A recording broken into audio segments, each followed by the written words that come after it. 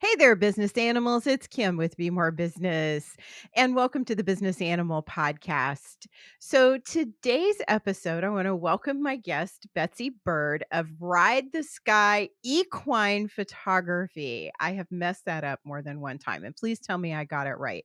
I meant to check in with you before I started talking, but that didn't happen. Well, I'm so proud of you because you got it right this time. Woohoo! Well, I think I got corrected over on the Cowgirls with Cameras podcast at least once for not having it right. So, Betsy and I do have to give you guys fair warning. Betsy and I talk every Monday morning. And so we kind of have a personal dialogue. And it really, I think in my calendar, the meeting is titled Betsy and Kim Solve the World's Problems. And so that tends to be what our conversation is about. I mean, I think we spend way less time on business and way more time on solving like global issues that no one is going to listen to us about solving. Is that your opinion of that call? That sounds about right. Pretty accurate. Yeah. Yeah. So it's an entertaining phone call to say the least, our Zoom call, but we tend to sit here and work and chit chat for 30 minutes. So she did want me to warn you guys that this call could get this episode could get a little bit off the rails, but I'll try to keep it as host. It's my job to contain the information within this episode.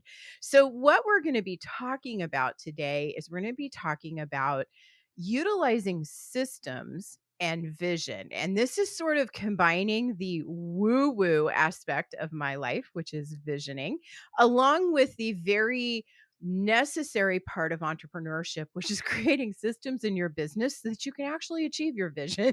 So, for those of you out there who are big dreamers and wondering how the heck you're going to get it done, or for those of you who love to get it done and aren't really sure about the visioning part, hopefully we're going to put peanut butter and chocolate together and have fun.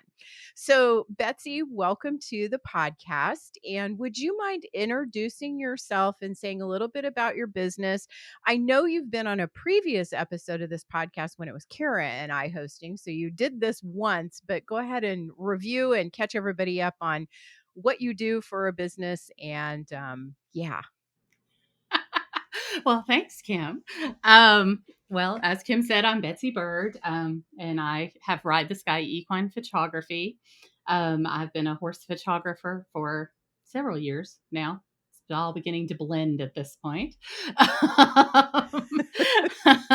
I also do a lot of coaching and mentoring of new photographers, which is just kind of a fun way of activating a different part of my brain than the photography side of it, because I come from a marketing and branding background, and I like both sides of things. So this is just another way to do that and to get my brain working in other ways, because my brain has a tendency never to shut down.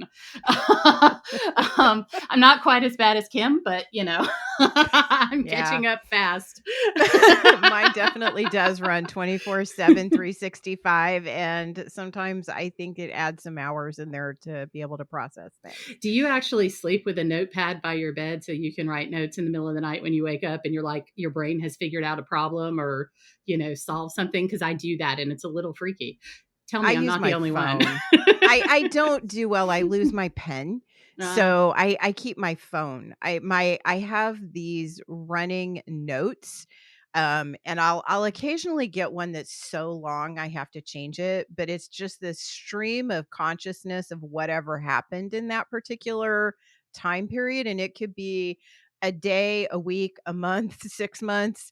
And they're very interesting to go back over and go, oh my gosh, that was a brilliant idea. Or what in the holy bejeepers were you thinking when you wrote that down? It's a little bit like being stoned or drunk and writing something you think is brilliant and then reading it the next day and going, I don't even understand what I said. Maybe you should publish it as a stream of consciousness book just to let your followers get an idea of what your mind really is like. I am afraid that it would terrify them, so I think I'll keep those thoughts private, thank you very much. I don't think anyone needs to see what goes on inside of here, hopefully.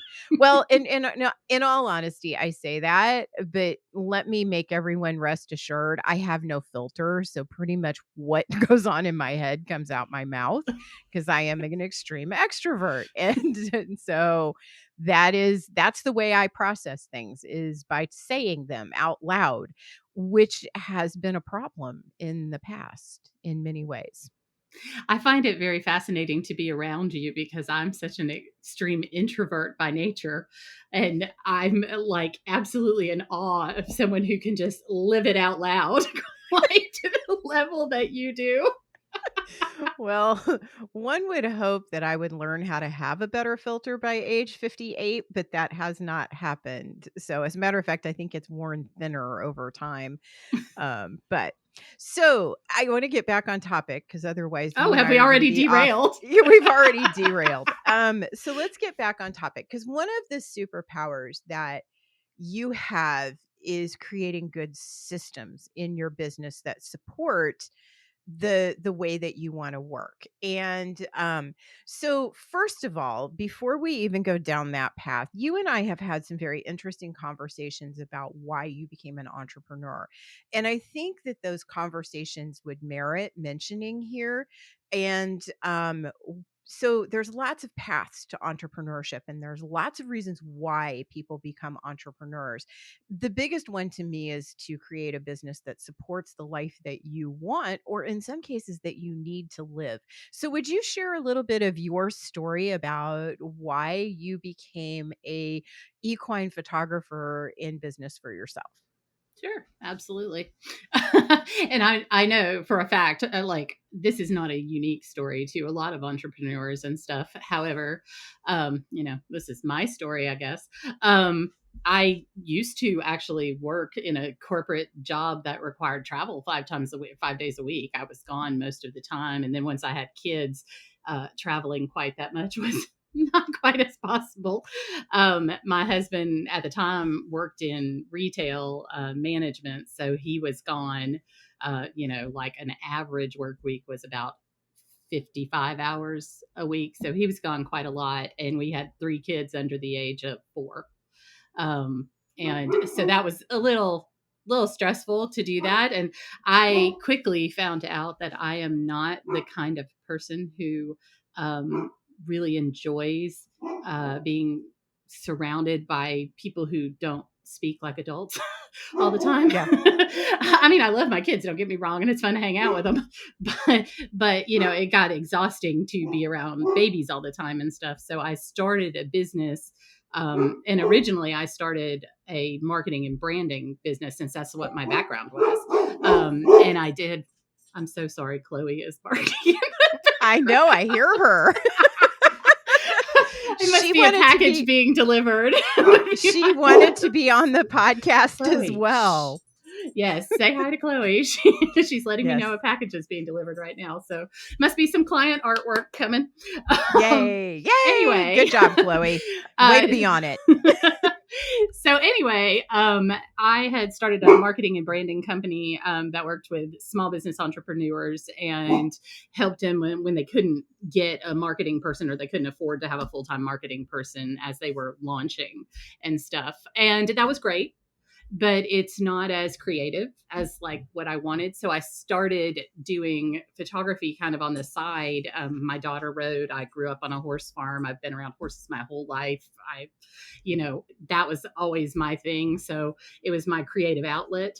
Unfortunately, it kind of grew to being a full-time business at the same time the marketing and branding business became a full-time business, and running 2 full-time businesses with one person and 3 kids under the age of 4 is really a recipe for disaster. So I decided to kind of tamp down on the marketing side of it and, go all in on the photography side of it, which I did for several years actually. And then I figured out how to add the and Yeah, run it through this way. mentorships and Yeah. helping other photographers, which is great.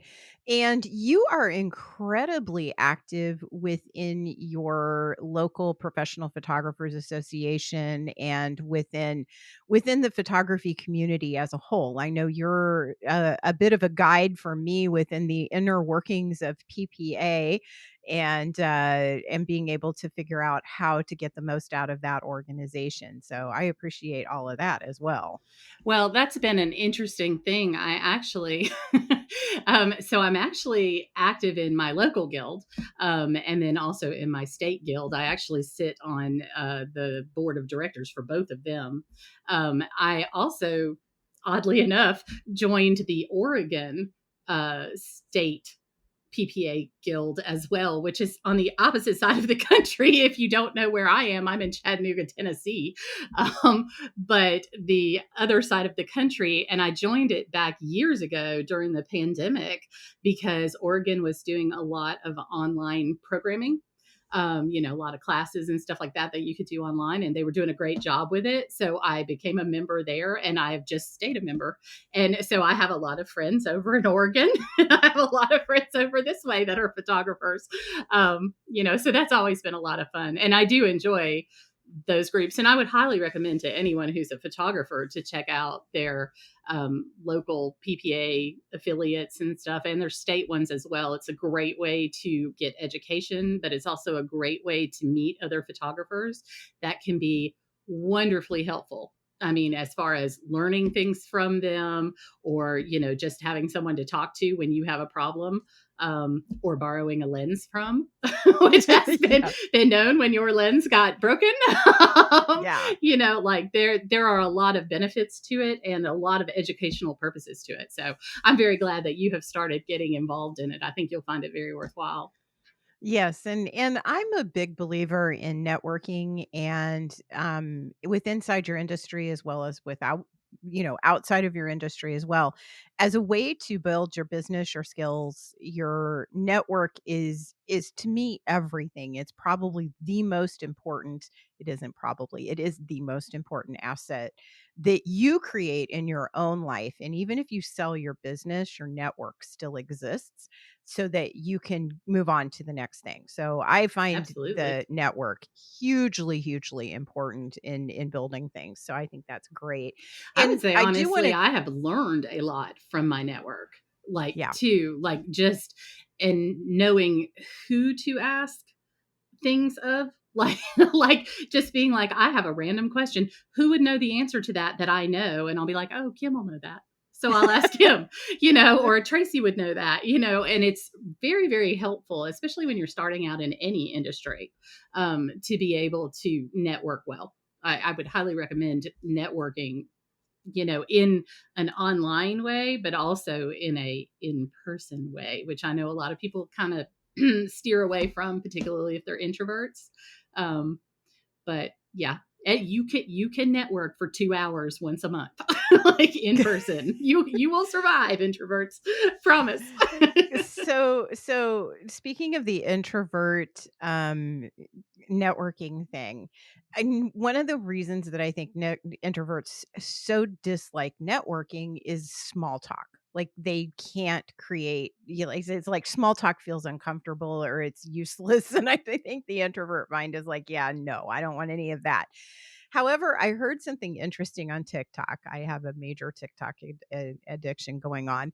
And there was somebody on there that says, as an introvert, and this is an animal reference for the Business Animal podcast.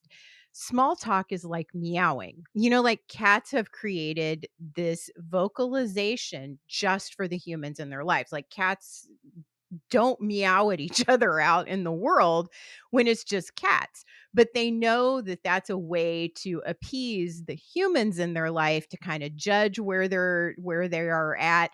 And if you're an introvert and you hate small talk when you're around somebody who's doing it, just remember that is that person's way of meowing. So it is a learned behavior that helps that particular individual be able to place themselves in the conversation. So I don't know, it's my 2 cents for whatever it's worth. I know as an extrovert, all I need to do is fill silence. And the best way for me to do that is take whatever is ticking in my head that seems like it would be publicly acceptable and push it out of my mouth. And then hopefully someone responds to it. So I guess in a way, I am meowing out into the world. I've never heard it described that way, but that's really kind of interesting. I always think of it like one of the things somebody said to me a long time ago was the fact that, like, if you're going to an industry specific type networking event and everything, so like a photography event for me or something, or a horse event, that you already have something in common with everyone there. Like, Mhm. absolutely have everything in common with, that person. You can talk to them about horses. And the fact of the matter is that, like, at least as far as horse people go, and Kim, you know this as well as I do, equestrians like nothing better than to talk about their horses.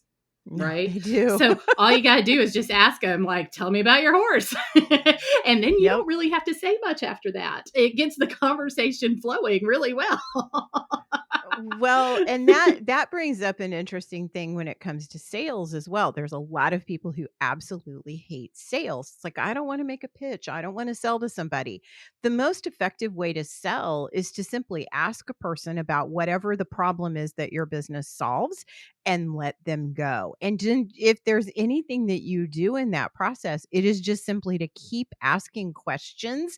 And if you're smart about it, you keep asking questions that direct them to you as the solution. And frankly, you don't have to do much of anything except stand there and keep the conversation going by asking questions. So that's all easy. Okay, I'm gonna get us back on topic and We're I'm already gonna off on a relate. totally different Yes, topic. I knew this was gonna happen. So I do want to relate. We've already talked about two systems that you can institute in your business. We've talked about a networking system and we've talked about a sales system. So here's the reality when it comes to systems is that you have to find one that works for you. And I think that that's an important lesson to take away from everything we've talked about. And I do want to go back and mention one thing. Betsy is she had twins. So for those of you who are doing the math in your head going she has 3 kids under 4 all at the same time. So 2 of them came in a package together. So but it's important to look at like where you want to go and then develop the systems that are going to support that. And here's the thing I know about visioning. This is where the woo woo part comes in is that you until you know where you want to go, until you have a clear idea of where you want to be eventually, it's really hard to create the systems.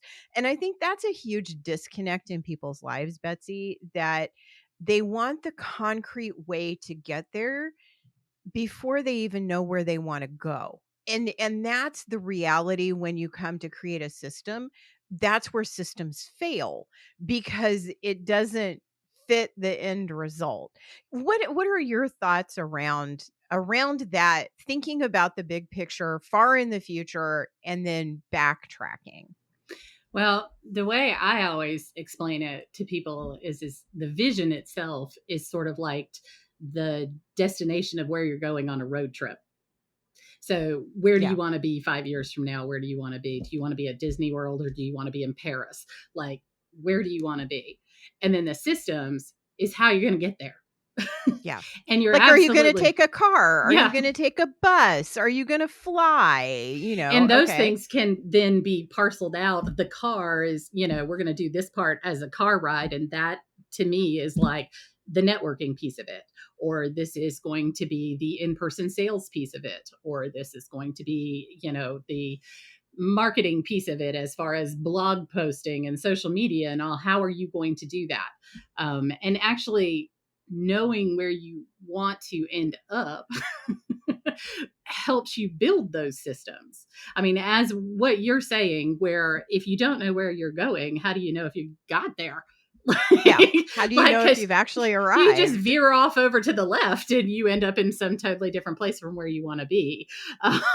So I totally look at it as a road trip, and the systems that I build are all taking me towards my final destinations, not to be confused with the Final Destination movie, which ended a little Which is a scary, little sketch, yes. a little So sketchy. let me take this concept one step further, this metaphor. I love metaphors. Anybody who listens to this knows I am a metaphor junkie.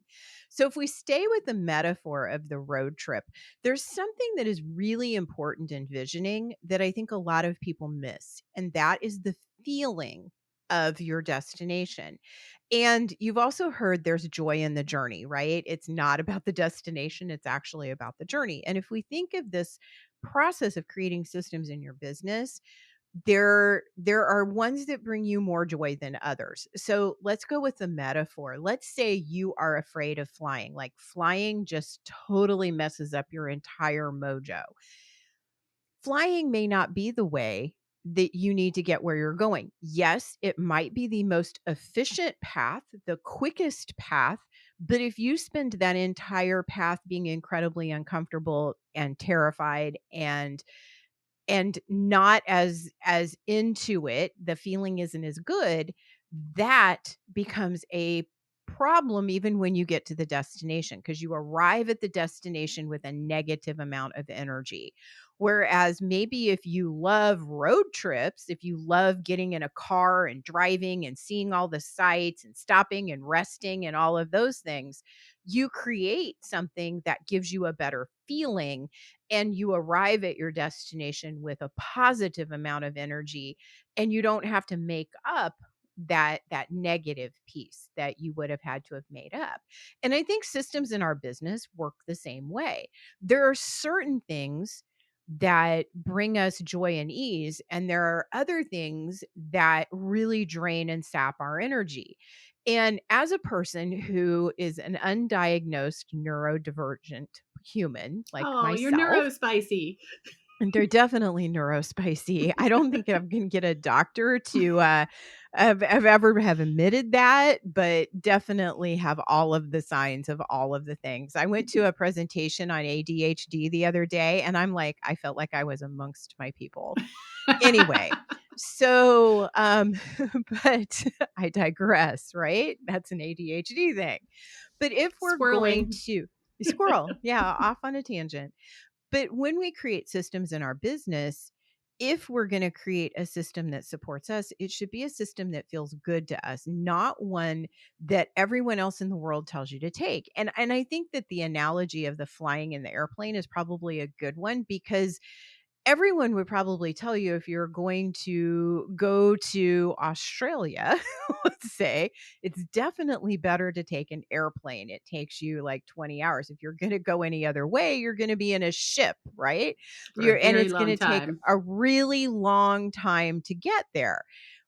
But if you don't wanna fly, the long way around may actually be more satisfying in the end. So I think we have to look at the systems in our business not only from, the place that we want to go as a destination, but what is gonna bring the best journey for us. Because at the end of the day, we have to live that. We have to live within that system. What are your thoughts about that? I actually think this is a really good point because, like, one of the things I see a lot of right now is where there are educators out in, a variety of fields who are all teaching basically, this is a system that works for me. And if you do this, you're going to get the same results I Yep. did. And I really don't prescribe to that theory.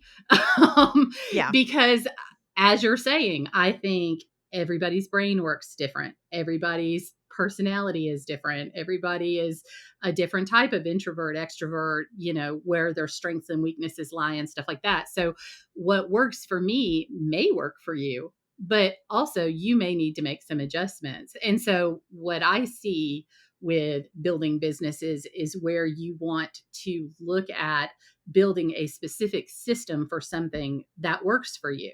So, for example, using your metaphor now, where we are on cars and boats and trains and everything Yeah. else, um, if going to a 100-person networking event, like, and this is a great example, Kim loves a good expo, loves an Yes, expo, I do. wants to talk to everybody at every booth and introduce herself and all that stuff. I, on the other hand, look at an expo with something akin to horror, and want to be in and out as quick as possible and only talk to the people that I want to talk to ahead of time. Like, I know Yeah. going in, I have a plan of who I'm going to talk to and what I want to know and what I want to accomplish. So, for example, when we go to Imaging, which is the Professional Photographers of America big conference, they have a huge expo. And to me, all that noise and chaos is just, I can't escape fast enough, guys, really, truly. But I always go through the list ahead of time. I figure out exactly what booths I want to visit and what I want to achieve at each booth. And I usually have maybe 7 that I go to. I know where they are before I walk into that room. And I go in, I do what I need to do, and I'm out of there probably within the space of an hour, and I'm done. And I'm happy, and that works for me. Kim, on the other hand, could probably spend 3 days in the expo alone doing her thing. I did. I did spend 3 days in the expo, I much to mean, Phyllis's horror.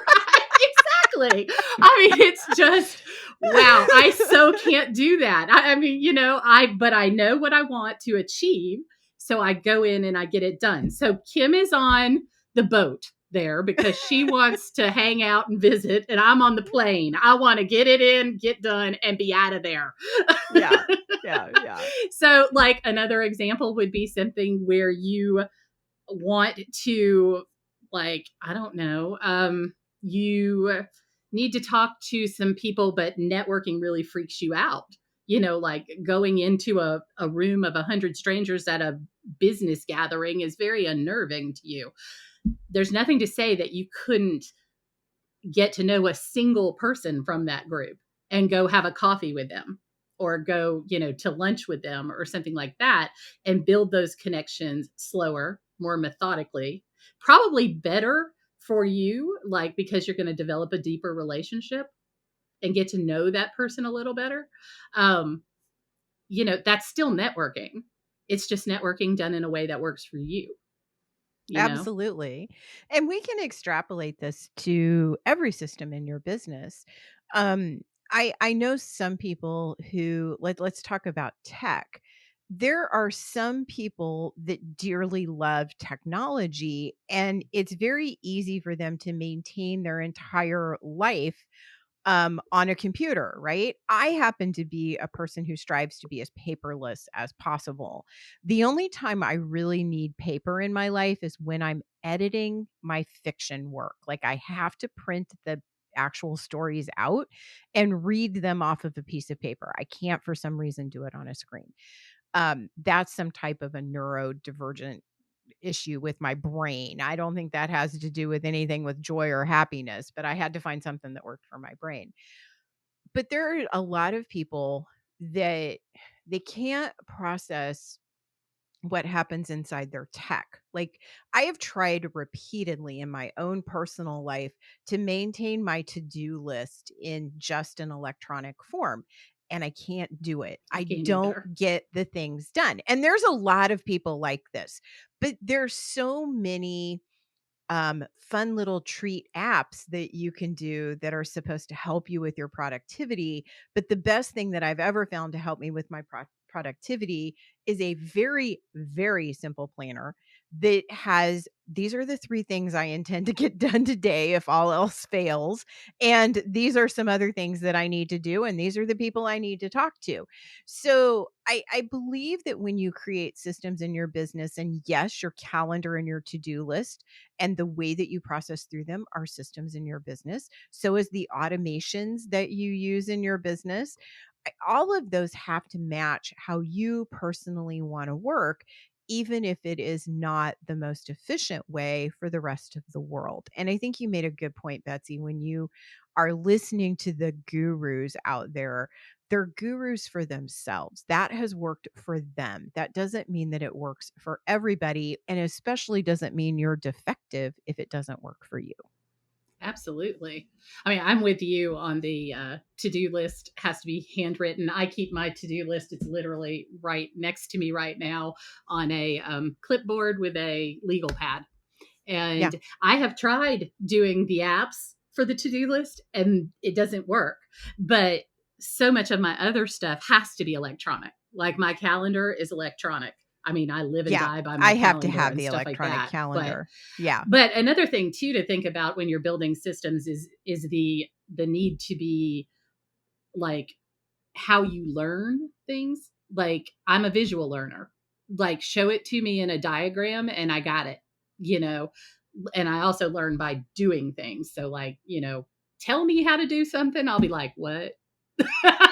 But, let me do it myself and I've got it. Let me see it in a visual diagram, I've got it. So being depending upon the type of person and how you learn, how things are going to stick in your brain as far as systems go, like that will make a difference as well. Like setting up systems where you can see them visually and be like, this is what I have to do. And these are all the steps involved, can make a big difference as well. Absolutely. And how do you find a good system? Know I have suggestions, but I'm curious what how you would answer that question about how do people go about finding a good system in their business? Well, I think that depends on how well they know themselves. Amen to I mean, that. that's a huge part of it. I mean, and I will say a lot of the younger generations, they do a lot of those Myers-Briggs tests and they do the enneagrams and stuff like that, and they probably know themselves a little bit better than say like baby boomers do. I think probably like the baby boomer generation probably did a lot more trial and error and Yeah. just, something that maybe worked for them and then they replicated it once they figured it out. Um, Me, I'm sort of a hybrid. I know a little bit about what works for me through trial and error and growing up and stuff, but then I also have done enough little tests and stuff and I know how my brain works and I'm surrounded by neurospicy individuals in my household. So and I am not. So I have learned a lot about how they think and how I think and how it's different. So that's been kind of interesting for me. What do you think? So I believe experimentation is the best way to get at an answer, but I think you really are accurate in self reflection and self understanding.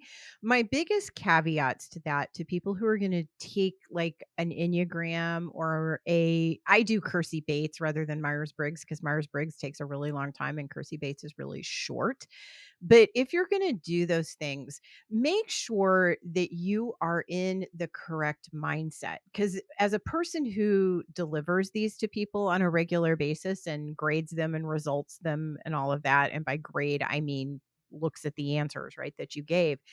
The thing that I see people do is they answer the questions in context to whatever they're taking the test for. So for example, if it's for their job, they take it in context to what the expectations for that job might be. And the problem with that is that that's not truly your preference. That's the preference that you think would be appropriate for that job. So when you do take these self tests, so to speak, make sure you take it based upon living in a perfect world where everything worked out and whatever reason or context you're taking that test for would not give any regard to you as either a more organized individual or a person who likes to do things more along the lines of what our cultural expectations is of a person in that particular industry, job, activity, result, or context. And I think you'll get more accurate results that way. But I do think it is a good place to start. And then I think that experimentation is incredibly important, and then the next thing is be willing to abandon what you've experimented on if the experiment didn't work. Like, let Frankenstein die it's okay. You don't have to keep shocking the system with lightning trying to make it work.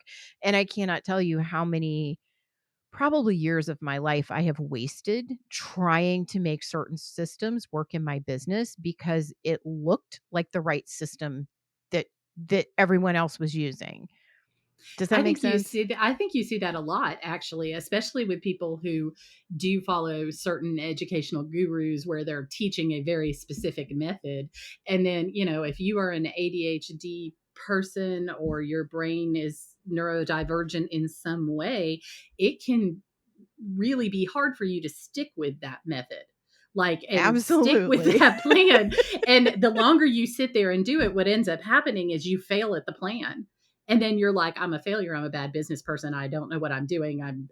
This is not good Yeah, for me, whatever. And the fact is that you've stuck with a system that doesn't work for your brain and how you think and act and that sort of stuff. And had you switched to a way that works for you, who knows where you would be, you know? I absolutely. mean, I think that's Absolutely. really a big thing, is knowing and understanding how your brain works. And I mean, like, my daughter and I go through this a lot because she is massively, massively ADHD.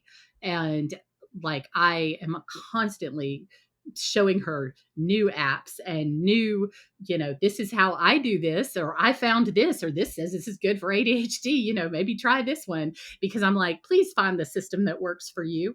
Like, I don't care what it is, but find the one that works for you, because we need a system that works for you.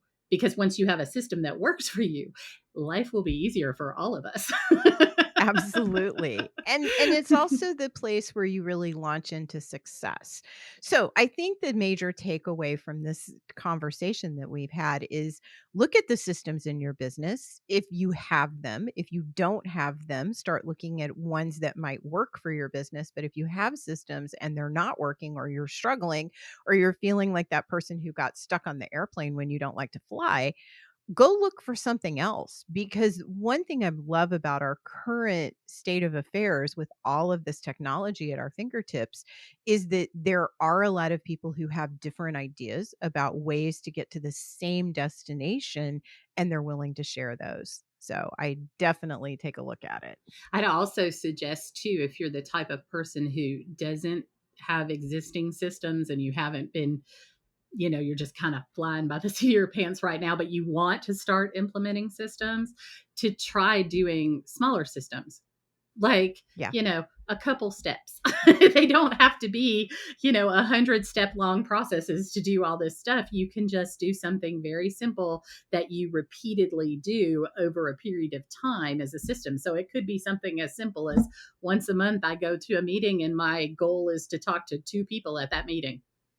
Yeah. Like, that's a system that you have now set up for networking, but it's just really truly one step once a month. You don't have to set up something that is multiple steps and multiple processes and everything like that right from the jump. I mean, because that can be very overwhelming to anyone who's starting that kind of thing.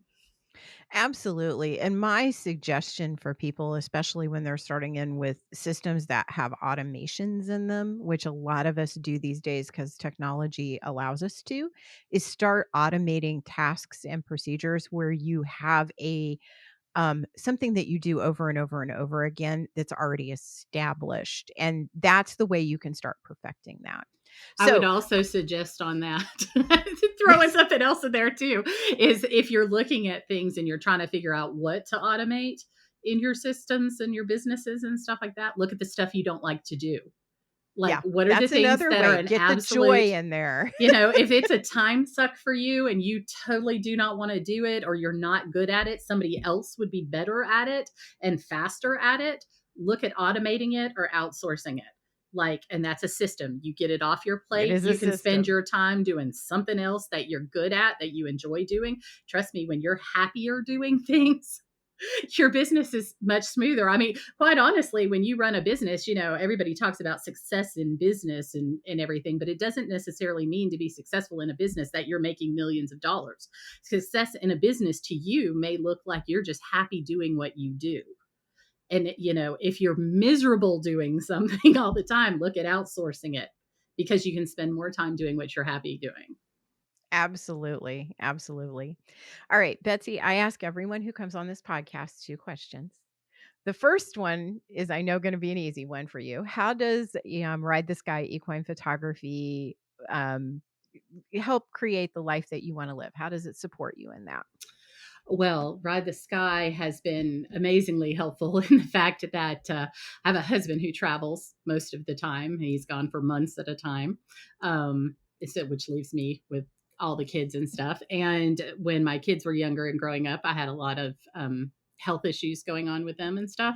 So I would not have been able to work a job like a corporate in an office 40 hours a week, Monday through Friday job. I spent an extraordinary amount of time at doctors' offices and specialists' offices and stuff like that. And hey, they don't meet on nights and weekends, So I would have been fired from any job Yeah. probably because I couldn't be there a lot of the time because I had sick kids. I had one child who actually missed 7 months of school and he wasn't old enough really to be at home all that time by himself. So I would have had to have quit my job. So Ride the Sky allows me to really schedule my job around my life, which is really important. Everybody has things going on in their lives, whether they're a stay at home mom or, working a corporate job or whatever. You have things that are required of your time. So having your own business and being able to work it in the hours that are convenient to you is very helpful. And then the final question that I have is, how have animals, in general or one in specific, taught you lessons about your business or about life? Well, I'm going to talk about animals in general. And I would say for me personally, animals are, it's going to make me sad. Uh, Animals are kind of my therapy, always Yeah. have been to some extent. They keep me off a therapist's couch by going and spending time with them. So having a business that literally revolves around animals is very wonderful for me.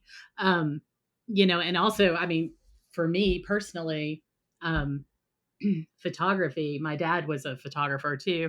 And then my mother is a horse person. So it's a way I have things to talk about with both of them, or I always had things to talk about with both of them.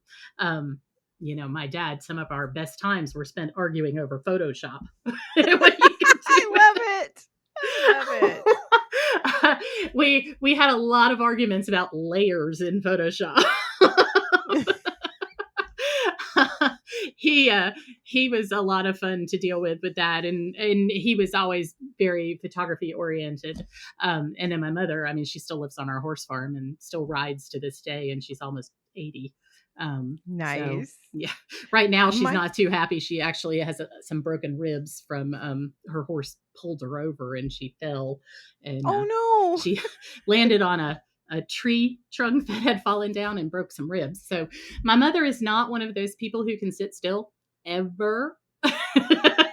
She's having a really hard time with this right now. I'll bet. My mother was driving our Shetland pony at 90 on her 90th birthday. She got to drive a Shetland pony that actually, was raised in our mud room because her mama didn't have any milk, so she was a Oh, bottle baby. So she got to drive her at on her 90th birthday, and then her mother, so that would be my grandmother, actually rode on her 90th birthday. So I come from a long line of women who love horses and definitely stay equestrian active well into their senior years. I keep Betsy, hoping thank my mom will do the driving thing. I think it would be safer at this age, just a I little don't bit. know. I don't know. That depends on the horse you put in the cart. That's I true too. honestly think there are times that it is more dangerous. You don't fall as far, but sometimes when you fall, you're going fast. so there's issues with that. And I have these rotten Shetland ponies around here that I'm a little worried about the bodily harm that would happen if they got out of hand. So anyway, all of that to say, we have gotten onto mini squirrels when Yes, we we're did talking squirrel a about little bit driving there. Shetland ponies. But Betsy, thank you so much for being on the Business Animal podcast. If someone needs equine photography, or there are a lot of photographers who listen to this podcast because I'm a photographer as well. And if they need mentorship in something, how do people to find you, get in touch with you to work with you? You can find me on the web at ridetheskyequine.com and also on Facebook and Instagram. I'm Ride the Sky Equine. Awesome. Thank you so much for hanging out with me today. And for everyone else, I'll see you on the next episode.